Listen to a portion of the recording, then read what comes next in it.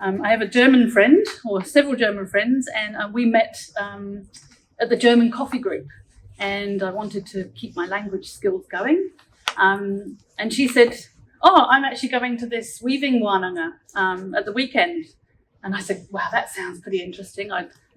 I'd sort of heard that you can weave with flax, and a very good friend of mine, Gina, had actually shown me how to weave a bit more complicated flower than just the round and round and round flower that we all tend to learn.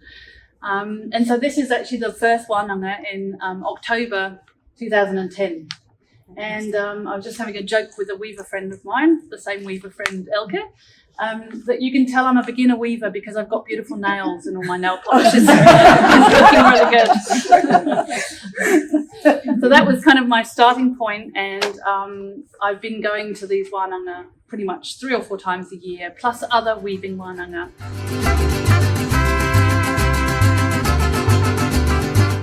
So I didn't start off wanting to run a business. I just started off as a hobby, and this is what happened. I just started to learn how to make kete, because that's kind of, what we learn to do when we're weaving and we're beginning weaving. And then I started to experiment with colour, and I actually ended up with about 25 kete sitting at home in the living room, and my husband was very gracious and kind about the space it was taking up, and little did he know what it would turn into. So I didn't know what to do with all these kete, and so you can see I've got handles on some of them, but for a lot of weavers the handles is kind of the hardest part. And so I thought, well, okay, what am I going to do with these kete? And I spoke to a lady out at the office cafe at Mangatapuri, and I had my first exhibition there. She offered me the walls of her cafe. And that was the start of many things. So I just decided, well, I'm weaving with flax. It's all flax that I'm doing. And it was kind of a play on the All Blacks, but actually I'm All Flax. So that was kind of where the name came from. It was a bit of both, really.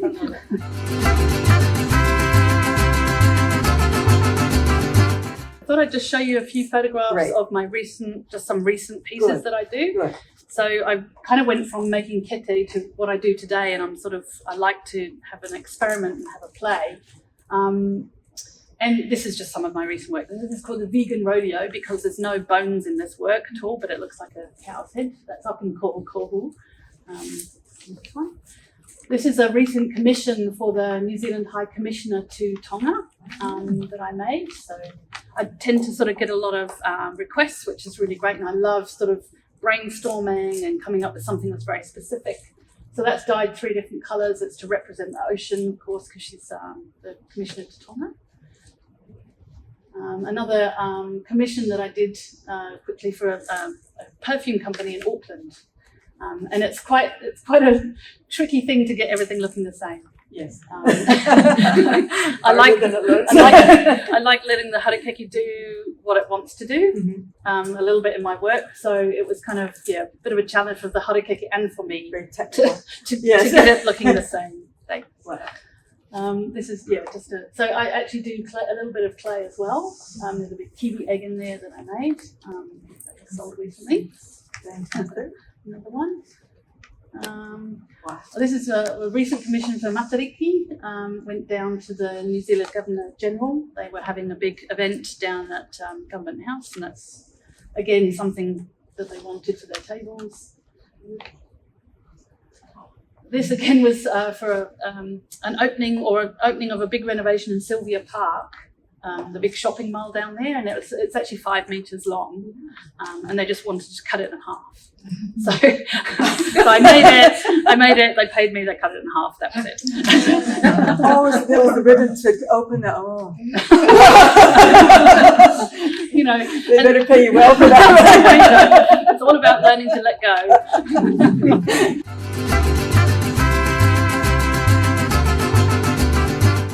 Collaborations is a group of artists in Canada at the moment. They get together biannually. We also have collaborations in New Zealand. That's what I'm wearing, this t-shirt here. It's a collab t-shirt. Yes. We all get together for a week. We make crazy art. And we all have different mediums. So mine is pretty much flax or natural materials, but we can work with glass. So this piece, this piece here was a piece of glass, and we took it to a woodworker and said, hey, we're looking for a frame. And he's like, yeah, why don't you saw it in half?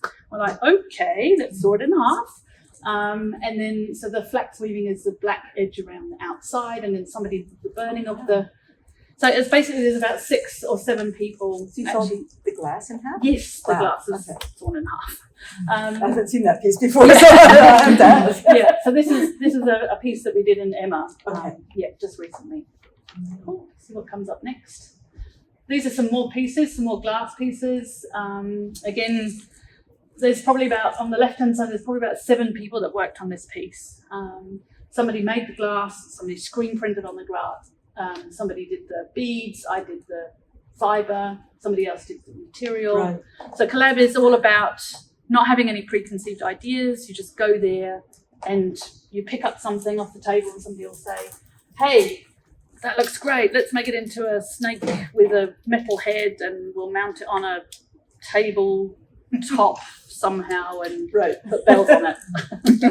That's collab, basically. How can you make it something other than what you expected it to be? Yeah. Fantastic. And your experience with Emma, I know you were very careful because of the COVID situation. So careful, and then still ended up missing a few days in the beginning. There might be a photo. I think these are just some more pictures of the work that was done at Emma. Unfortunately, I got the Emma experience. So the Emma experience. It was quite different. It's in the middle of a forest in a campground.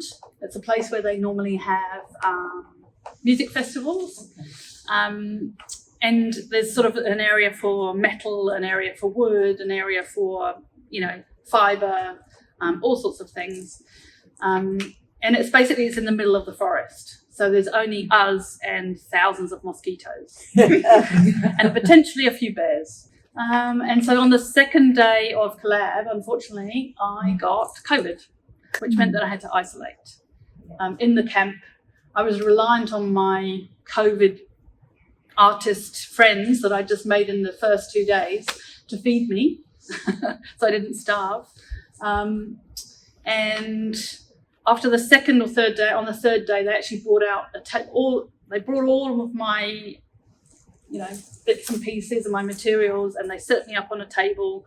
I was still isolating outside my little cabin in the woods, and I basically was able to collab like that. So I was collabing, from a distance. And so besides the bears and the mosquitoes, what else was different or amazing for you for being in Canada with this artwork and art experience with the artists working differently, or you found similarities? Yeah, I think, the setups are quite similar. But of course, you've got quite a different range of people. Okay. Artists that I'd never come across before. But there were 3 people that I already knew, and that was kind of my inroad in. Nice. And if anybody's ever been to a sort of a collaboration event, it's like one big family. Everybody just wants to help everybody else, and they want to share their skills. They want to, it's a very giving, kind environment to be in, as well as being mind-blowing and creative. And obviously I was sort of thinking maybe there might be some First Nations art, but we didn't. Due to COVID, I think a lot of people didn't come. Mm-hmm. So it was quite a reduced sort of experience. I think there's normally 100 artists, and we were 56. Wow. So it was quite different because of that. And when there was COVID in the camp, of course, we had to take all our precautions and things like that. But it was just being in an amazing space with amazing people that have all the skills that you've never dreamed of, actually. Yes. And you're in your area, and you only know your area really, and then suddenly you're working with somebody with glass, or this one here, I was working with a lady, she does installation work, and I kind of tied all these little fishing wire things on, and I was like, I don't know what to do with it. And she said, just leave it on my table. And she spent hours gluing these little feathers onto the end, and I would never have had the patience for that, but she spent hours doing that. So it just, sometimes you collaborate and you decide what you're all going to do, And other times you just do something and then pass it on. You know, it's kind of like it's that learning to let go part. Yes. It's like, okay, I've done my part. What's it going to be now? I just give it up. Yeah.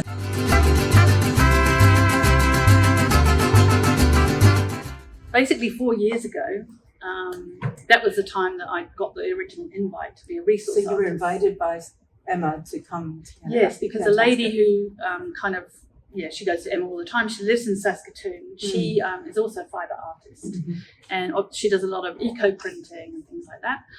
So she invited me to come over as a resource artist. And what that means is that basically you just take all your resources, you know, all this sort of stuff, and you kind of take it over and just show people or work with it yourself, or you know, whatever you want to do.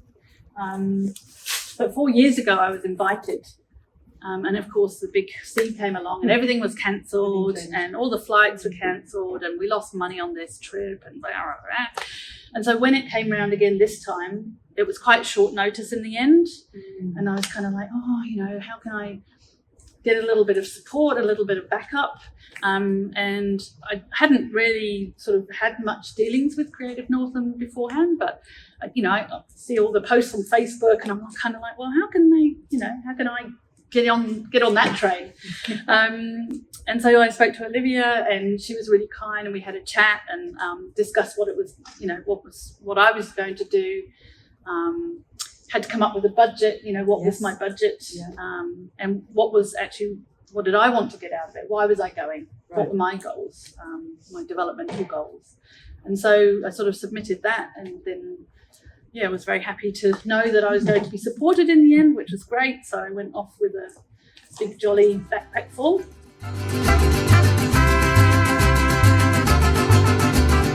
For me, it's also about processes. I'm a bit of a process person. I love processes. So tools, processes, but I haven't been arting that long, you know. So before I started weaving, I never did any artwork. I never had any experience, you know, maybe a little tiny bit of potting at school or a night class or something. So I'm actually really open since collabing in New Zealand to more processes, more artwork. I also was really interested in First Nations, of course, weaving. They do a lot of weaving. So techniques there, they're quite different. The weaving is different. Our weaving here is like this, and First Nations weaving is like this. Oh, interesting. So it was quite interesting. We've seen some of the weaving up here, but it was quite interesting to learn their techniques. They've also got quite different materials as well. So I wanted to maybe explore different materials. So cedar bark or cedar bark, grasses. I mean, this is some sedge from Canada. That I was given by one of the other weavers. Now, when I talk about other weavers, there were basket weavers. So it was materials, it was techniques, but not only in basketry. You know, getting the opportunity to play with copper, you know. So, you know, all these techniques that are available, you can just go along and play and have it, you know, it's just fun.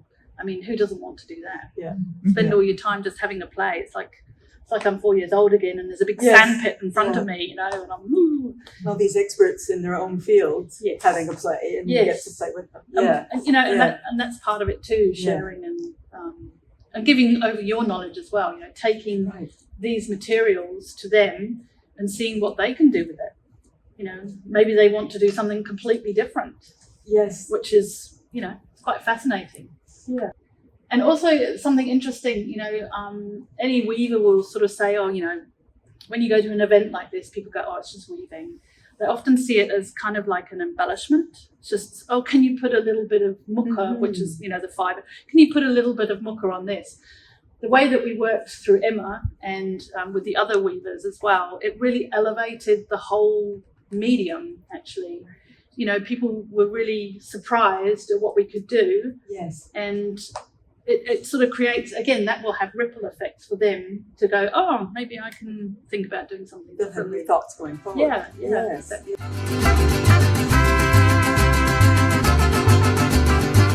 Top tips. I think maybe talk to you guys a lot earlier in the process. Because I think I didn't realize how much help was available. Right. And it's just really nice to know that you're sort of on the journey as well, to be supported on that journey. So I think start so early. there's like the moral support as well as you know, any practical. Yes. Right. Yeah. So just knowing we've got your back. Yes. Yeah, and I think that wonderful. that for us as creatives is probably a bit more worthwhile, actually, because the monetary support, of course, is also incredibly important. But we've all got our gentle artist souls, that needs a bit of protection, and so sometimes it's quite difficult for us to stand out in front of people. Yeah, so sometimes it can be a bit difficult to have the courage to step out and do that. So having that support, I think, is really supportive. Yeah.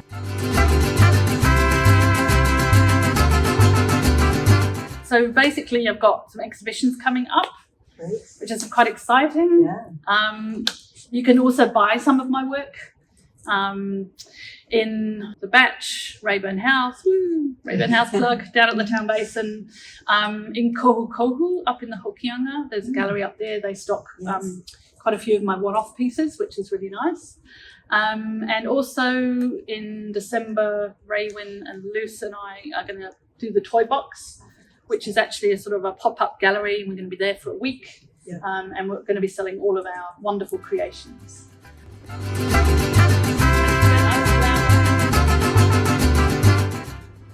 Mm.